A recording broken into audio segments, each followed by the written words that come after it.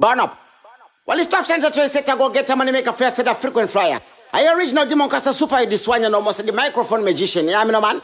Yeah, man, from what I hear them say, they more fit in me daddy shoes. But from me check it out, me say Nana Uno can fit in me daddy shoes. After me done telling them can fit in a general shoes. It's the second in command. Me say what? Only Rafael Mayot can fit in the daddy shoes. You know me?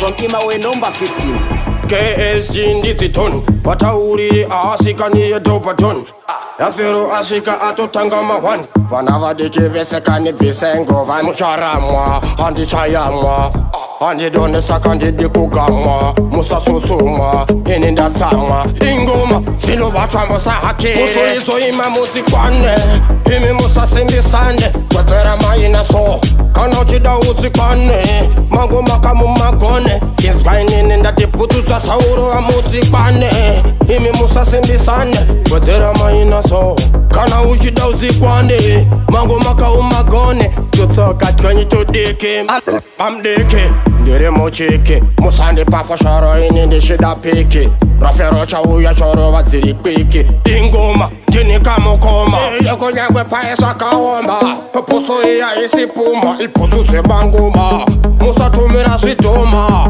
Mushida kumisa ngoma Rafero wanopisa Pusu izo ima muzikwane Imi musa simbisane Kwetera maina so Kana uchida uzikwane Mango makamu magone Kizgaini ndati Bhutsu dzaSauro muzikwane Imi musa simbisane Kwetera maina so Kana uchida uzikwane Mango makamu magone Tutsoka twenye tudike Bamdeke ingoma Ziriko batwa Musa uye kunoko mchete ndaka batwa Asira fero futika askuretwa Ingoma izi Inzwa inene Chimwana chatanga Mahwani akatanga Inene Vamwe votaura ndireko penga Asi Mangoma aya kava chamatenga Nekuti inene senyama Ngoma Kusu izo ima muzikwane Imi musa simbisane Kwetera maina so Kana uchida uzikwane Mango makamu magone Kizgaini ndati Bhutsu dzaSauro muzikwane Imi musa simbisane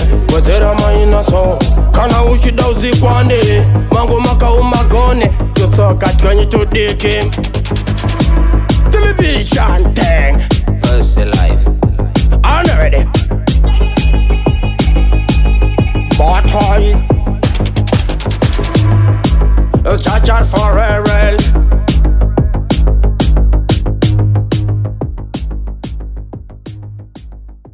Zimdaily upload.